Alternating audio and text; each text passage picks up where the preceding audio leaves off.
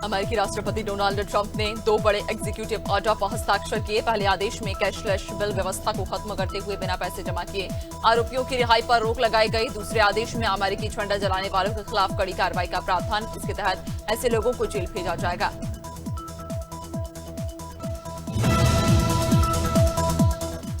अमेरिकी राष्ट्रपति Donald Trump ने व्हाइट हाउस में कहा कि उन्होंने अपने कार्यकाल में 7 संभावित युद्ध रोके, जिनमें से 4 युद्ध केवल टैरिफ और आर्थिक दबाव से टाले गए। ट्रंप ने दावा किया कि बाकी देशों ने अमेरिकी व्यापारिक दबाव के सामने हार मान ली। अमेरिका ने इसी रणनीति से $1 ट्रिलियन की कमाई की और बिना लड़ाई लड़े कई संकटों को टालने में सफलता पाई। भारत ने जम्मू कश्मीर की तवा नदी में रिकॉर्ड बारिश के बाद संभावित बाढ़ की स्थिति को देखते हुए पाकिस्तान को अलर्ट जारी किया। विदेश मंत्रालय ने कहा, ये जानकारी मानवीय आधार पर साझा की गई। इस्लामाबाद स्थित भारतीय हाई कमीशन ने अब पाकिस्तान के विदेश मंत्रालय को सूचना दी।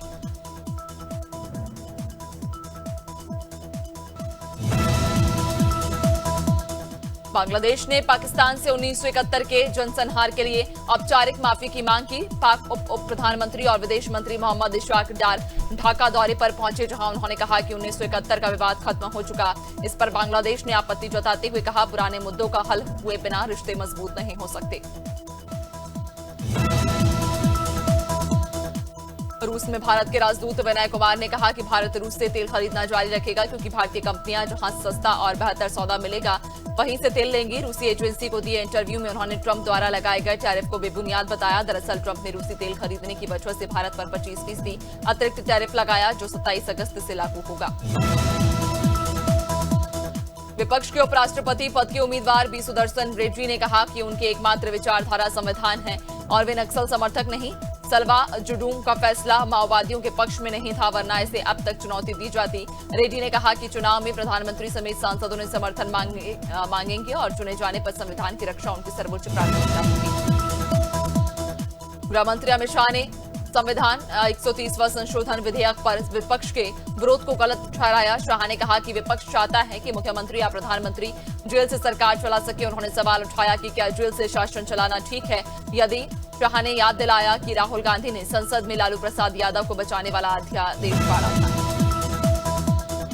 सुप्रीम कोर्ट ने गुजरात के जामनगर स्थित Vantara wildlife rescue and rehabilitation centre की जांच के लिए 4 सदस्यीय एसआईटी बनाई गई। ये सेंटर रिलायंस फाउंडेशन चलाता है। अदालत ने कहा कि एसआईटी जांच करेगी कि जानवरों को भारत और विदेश से लाने में वन्यजीव संरक्षण कानून और अंतर्राष्ट्रीय संधियों का पालन हुआ है।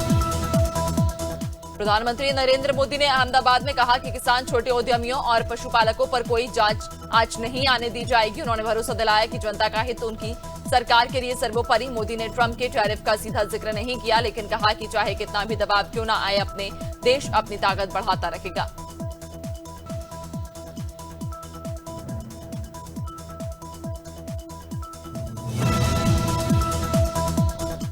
प्रवर्तन निदेशालय ने स्कूल भर्ती घोटाले में टीएमसी विधायक जीवन कृष्ण साहा को गिरफ्तार किया। रेड से पहले साहा दीवार फांदकर भागने की कोशिश करने लगी और अपना मोबाइल नाले में फेंक दिया, जिसके बाद ईडी ने बरामद कर लिया। गिरफ्तारी के दौरान उनकी तस्वीरें भी सामने आई, जिनमें वे कीचड़ से सने दिखे।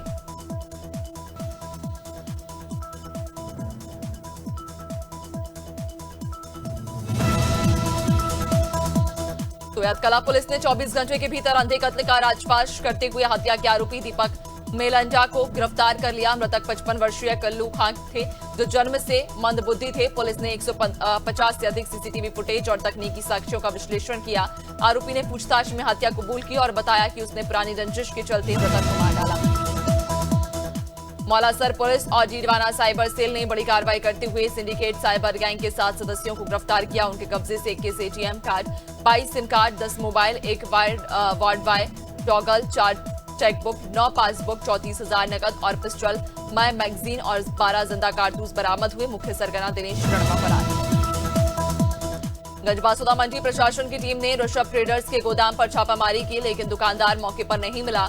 गोदाम में कई ट्रैक्टर ट्रॉली भरी मिली, जो बड़े पैमाने पर व्यापार का संकेत है। जांच के दौरान दुकानदार भाग गया और गोदाम बंद पाया गया। इससे पहले भी इस पर प्रशासनिक कार्रवाई हो चुकी, बावजूद इसके दुकानदार अपने हौसले नहीं छोड़े। गोंडा कजरी तीज के महापर्व पर गोंडा सदर विधायक प्रतीक भूषण सिंह ने अपनी पत्नी और समर्थकों के साथ दुख हरनाथ मंदिर में जलाभिषेक किया। वे सरयू तट से जल लेकर पैदल मंदिर पहुंचे और अपने आराध्य भोले शंकर को श्रद्धापूर्वक जल चढ़ाया। इस मौके पर हजारों लोगों ने भी भाग लेकर उत्सव को धूमधाम से मनाया। ये पर्व गोंडा में खासा लोकप्रिय है। हरदोई के कछौना में पुलिस ने ऑटो चालक बनकर ठगी करने वाले आरोपी शिबू को गिरफ्तार किया। आरोपी बालामऊ स्टेशन से घर जा रहे दंपति को ऑटो खराब होने का बहाना बनाकर रोककर उनके बैग समेत फरार हो गया था। पुलिस ने घटना में प्रयुक्त ऑटो और चोरी का सामान बरामद कर आरोपी को हिरासत में ले लिया।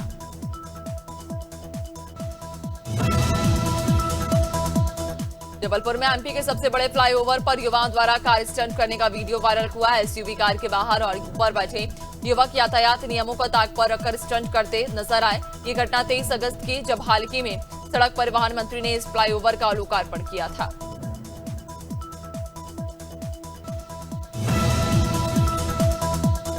झांसी में इलाहाबाद बैंक चौराहे के पास स्थित एक स्पा सेंटर में तोड़फोड़ की घटना हुई। सेंटर में आई एक लड़की अपने 2 दोस्तों के साथ गेट, टेबल, टीवी और अन्य सामान तोड़ने के साथ सीसीटीवी का डीवीआर भी उखाड़ ले गई। पीड़ित ने पुलिस में शिकायत दर्ज कराई है। बताया गया कि कुछ दिन पहले ही सेंटर नया खोला गया था। कुशीनगर के रामकोला विकासखंड में कुसमाहा समिति पर यूरिया खाद वितरण के दौरान भारी अफरा तफरी हुई। किसानों को खाद लेने के लिए घंटों लाइन में खड़ा होना पड़ा।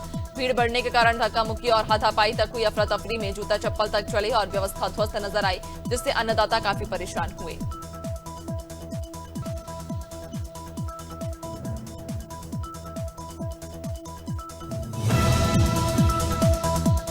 महोबा के राजचुंगी इलाके में प्रशासन द्वारा अवैध अतिक्रमण हटाए जाने के बाद मसीही समुदाय के गणमान्य लोगों ने जिलाधिकारी को ज्ञापन सौंपा। उन्होंने आरोप लगाया कि मिशन कंपाउंड की जमीन में जेसीबी मशीन से खुदाई कर कब्जा करने का प्रयास किया गया। उन्होंने मामले की निष्पक्ष जांच और दोषियों के खिलाफ कार्रवाई की मांग की।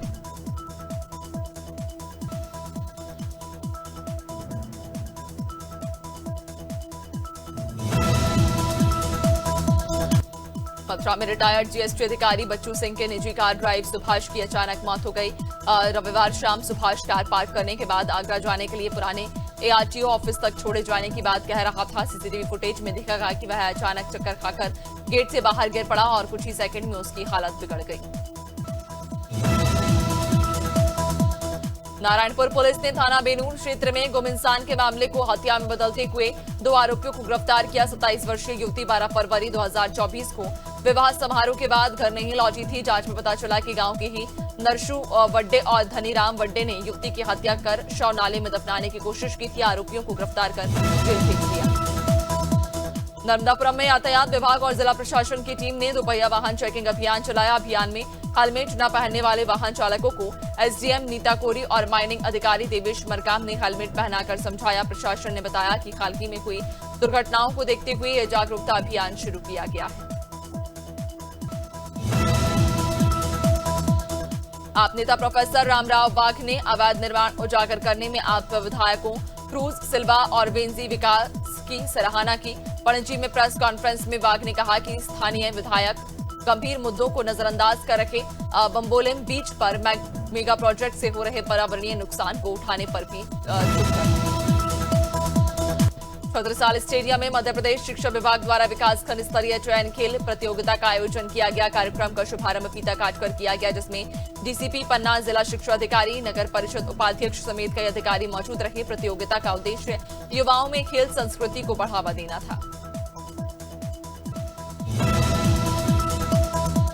रायबरेली में फैमिली विवाद के बाद युवक की बाइक गंगा नदी के पुल पर मिली। पत्नी से झगड़े के बाद राशिद घर छोड़कर गया था। परिजनों ने उसकी तलाश की तो बाइक नदी किनारे पाई गई। पुलिस ने पानी में गोते लगाकर तलाश शुरू की। बाद में उसकी लोकेशन कानपुर में मिली और पुलिस ने उसे सुरक्षित बरामद कर लिया।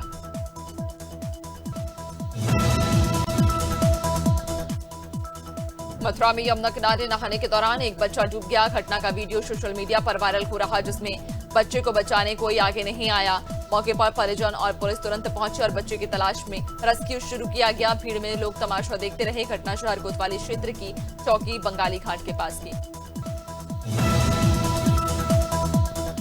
अलीगढ़ में योगी सरकार की सख्त नीति का असर साफ दिखा। थाना कवारसी क्षेत्र में महेशपुर फाटक के पास सिंचाई विभाग की करीब 4 किलोमीटर लंबी राजवाहा जमीन से अवैध कब्जे बुलडोजर चलाकर हटाए गए। बताया जा रहा कि कब्जे समाजवादी पार्टी के समय से चले आ रहे थे, जिसकी वजह से किसानों को सिंचाई के लिए पानी तक नहीं मिल पा रहा था। ग्वालियर के रंगियाना मोहल्ले में बड़ा हादसा हुआ। पुराने मकान के ऊपरी हिस्से की तोड़ाई के दौरान पहली मंजिल की छत भरभरा कर गिर पड़ी। हादसे में कमरे में बैठे पिता और उनकी 16 साल की बेटी गंभीर रूप से घायल हो गए। एक मिस्त्री भी मलबे में दबकर बुरी तरह घायल हो गया। मौके पर पहुंची एसडीआरएफ टीम ने मशक्कत कर तीनों को अस्पताल पहुंचाया। लखनऊ में एस्ट्रोनॉट शुभांशु शुक्ला की अगवानी भव्य अंदाज में हुई। शहर में स्वागत समारोह को लेकर खासा उत्साह देखने को मिला, लेकिन जहां एक और ये आयोजन गर्व और उम्मीदों से जुड़ा था, वहीं विपक्ष ने हमेशा की तरह खामियां गिराने की कोशिश की। इस बीच सीएम योगी आदित्यनाथ के साथ मौजूद विधायक ने कार्यक्रम के महत्व को रेखांकित किया।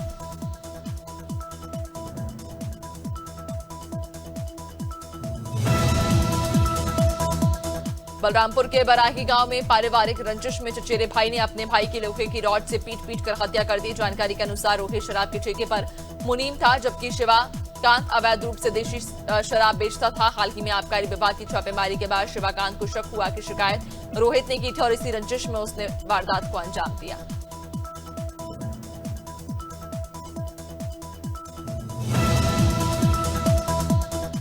अमेरिका ने भारत पर 25% एक्स्ट्रा टैरिफ लगाने का नोटिफिकेशन जारी कर दिया है। यह जुर्माना रूस से तेल खरीदने के कारण लगाया गया। भारतीय वस्तुओं पर कुल टैरिफ अब 50% हो जाएगा। नया टैक्स भारतीय समय अनुसार 27 अगस्त सुबह 9:31 से लागू होगा। इससे पहले 7 अगस्त से 25% टैरिफ लागू था। यह फैसला भारत अमेरिका व्यापार।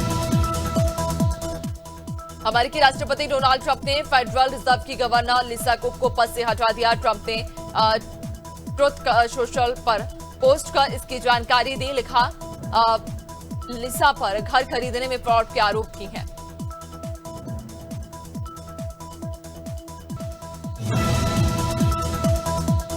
केंद्र सरकार 22 सितंबर से जीएसटी की नई दरें लागू कर सकती है। दरअसल एनडीटीवी की प्रॉफिट रिपोर्ट के मुताबिक इस पर अंतिम फैसला 3 से 4 सितंबर को होने वाली जीएसटी काउंसिल की बैठक में लिया जाएगा। सरकार फेस्टिव सीजन में डिमांड और सेल्स बढ़ाने के लिए रोजाना इस्तेमाल की चीजों को सस्ता करने की तैयारी में है। सूत्रों के अनुसार दरों में बदलाव तत्काल लागू करने की अपील। चांदी ने सोमवार को नया ऑल टाइम हाई बना लिया। 1 किलो चांदी 2227 रुपए महंगे होकर 1,16,133 रुपए पर पहुंच गई। इस साल अब तक चांदी 30,116 रुपए महंगी हो चुकी है। Indian Boolean and jeweller association के अनुसार 10 ग्राम सोने का भाव भी 1,130 रुपए बढ़ा। हॉस्पिटैलिटी चेन ओयो नवंबर में आईपीओ के लिए सेबी के पास ड्राफ्ट पेपर्स फाइल कर सकती है। कंपनी का टारगेट करीब $7-8 बिलियन यानी 70,000 करोड़ की वैल्यूएशन। सूत्रों के मुताबिक इस पर फैसला अगले हफ्ते बोर्ड मीटिंग में होगा। कंपनी के प्रवक्ता ने कहा कि फिलहाल आईपीओ से जुड़े टाइमलाइन पर कुछ भी कहना जल्दबाजी होगी। बीडब्ल्यूएफ वर्ल्ड चैंपियनशिप में भारत के लक्ष्य सेन का सफर पहले की मैच में खत्म हो गया। पेरिस के एडिडास एरेना में खेले गए राउंड ऑफ 64 मुकाबले में वर्ल्ड नंबर 1 चीन के शी यूकी ने उन्हें सीधे गेम में 21-17, 21-19 से हरा दिया। सेन की हार के साथ भारतीय उम्मीदों को झटका लगा। अब पीवी सिंधु और भारत ने 16वीं एशियन शूटिंग चैंपियनशिप के 8वें दिन 8 मेडल जीते, जिसमें 3 गोल्ड, 3 सिल्वर और 2 ब्रॉन्ज शामिल रहे। महिला ट्रैप इवेंट में नीरू धंधा ने इंडिविजुअल गोल्ड हासिल किया और टीम ने भी स्वर्ण जीता। इसके अलावा जूनियर महिला 25 मीटर पिस्टल में पायल ने गोल्ड अपने नाम किया। भारत की कुल मेडल टैली। भारतीय वेटलिफ्टर मीराबाई चानू ने अहमदाबाद में हो रही कॉमनवेल्थ चैंपियनशिप में गोल्ड मेडल जीता। 48 किलो वर्ग में उन्होंने कुल 193 किलो वजन उठाया, जिसमें स्नैच ने 84 और क्लीन एंड जर्क में 109 किलो शामिल रहा। ये उनकी पेरिस ओलंपिक के बाद पहली अंतर्राष्ट्रीय प्रतियोगिता थी। टोक्यो ओलंपिक 2020 की सिल्वर मेडलिस्ट चानू पेरिस में पदक से चूक गई थी।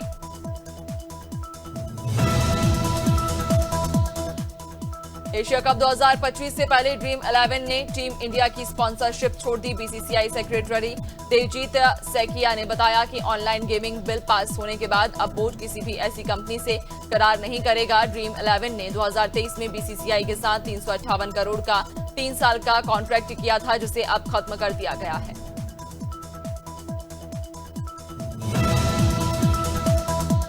बांग्लादेश के allrounder Shakib Al Hasan T20 cricket में 500 विकेट लेने वाले दुनिया के 5वें गेंदबाज बन गए। उन्होंने सीपीएल 2025 में एंटीगुआ एंड बारबुआ फाल्कन्स की ओर से खेलती हुई सेंट किट्स और नेविस पैट्रियट्स के खिलाफ ये उपलब्धि हासिल की। शाकिब ने 2 ओवर में 11 रन देकर 3 विकेट लिए। काजोल ने बेटी निशा देवगन के बॉलीवुड डेब्यू की खबरों पर विराम लगा दिया। उन्होंने कहा कि निशा का फिल्मों में आने का कोई इरादा नहीं। काजोल ने ईस्ट टाइम से बातचीत में बताया कि 22 साल की निशा ने खुद ये फैसला लिया है कि वह बॉलीवुड में कदम नहीं रखेंगी। हाल ही में स्टार किड्स के डेब्यू को लेकर चर्चाएं तेज थीं। गणेश चतुर्थी से पहले TV star couple Gurmeet Choudhary और देवीना बनर्जी ने अपनी बेटियां लियाना और दिविशा संग बप्पा को घर में स्थापित किया। वायरल वीडियो में ये जोड़ी परिवार के साथ गणपति की मूर्ति लाते नजर आई। परंपरा निभाते हुए मूर्ति का चेहरा कपड़े से ढका गया था। दोनों कलाकार इस बार भी अपने घर पर धूमधाम से गणेशोत्सव मनाने की तैयारी कर रहे हैं।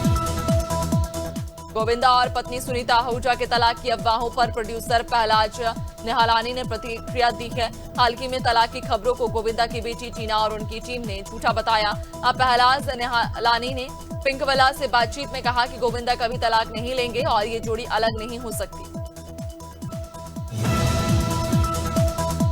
नेशनल क्रश रश्मिका मंदाना अपने स्टाइलिश लुक से फैंस का दिल जीतती रहती हैं। सोशल मीडिया पर उनकी हर तस्वीर वायरल हो जाती है। कभी इंडियन साड़ी में कहर ढाती तो कभी मॉडर्न आउटफिट में स्टनिंग नजर आती हैं। हाल ही में व्हाइट आउटफिट में उनका एलिगेंट लुक खूब पसंद किया गया। खुले बाल और हैवी मेकअप ने उनके स्टाइल को और निखार दिया।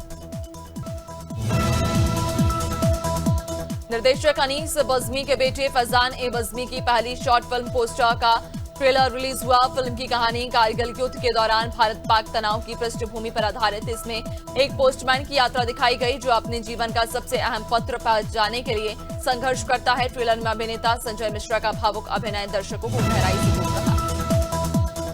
राजस्थान में लगातार 3 दिन से हो रही बारिश से कई जिलों में बाढ़ जैसे हालात। जयपुर, अलवर, दौसा समेत 8 जिलों में मंगलवार को स्कूल बंद रखे। चूरू, नागौर और जालेर में घरों और सड़कों तक 3 फुट तक पानी भर गया। उदयपुर में घर, दुकानें डूब गई। मकान गिरने से एक व्यक्ति की भी मौत हुई।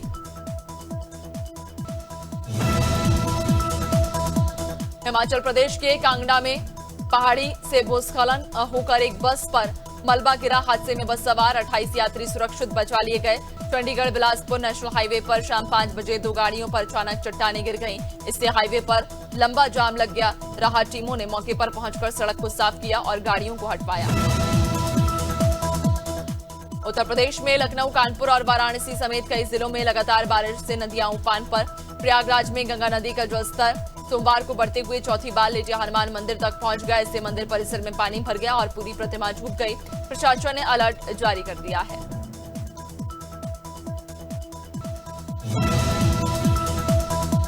हरियाणा के अंबाला, सोनीपत, रोहतक, हिसार, नारनौल और चरखी दादरी जिलों में मंगलवार सुबह से बारिश हो रही है। अंबाला के जंडली अंडरपास में पानी भर गया। सोनीपत में बस स्टैंड के सामने कोट मोहल्ले में मकान की छत का प्लास्टर गिरने से एक महिला घायल हो गई।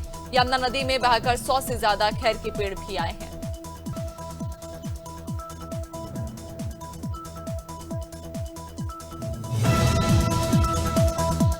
मध्य प्रदेश के ऊपरी हिस्से में मानसून टर्फ और साइक्लोनिक सर्कुलेशन का असर दिखा। ग्वालियर समेत 15 जिलों में बारिश दर्ज हुई। मौसम विभाग ने जानकारी दी कि मंगलवार को सिस्टम कमजोर होगा। इसके चलते उज्जैन संभाग के नीमच और मंदसौर जिले में ही भारी बारिश का अलर्ट जारी किया गया। भोपाल समेत अन्य जिलों में हल्की बारिश का दौर जारी रहेगा।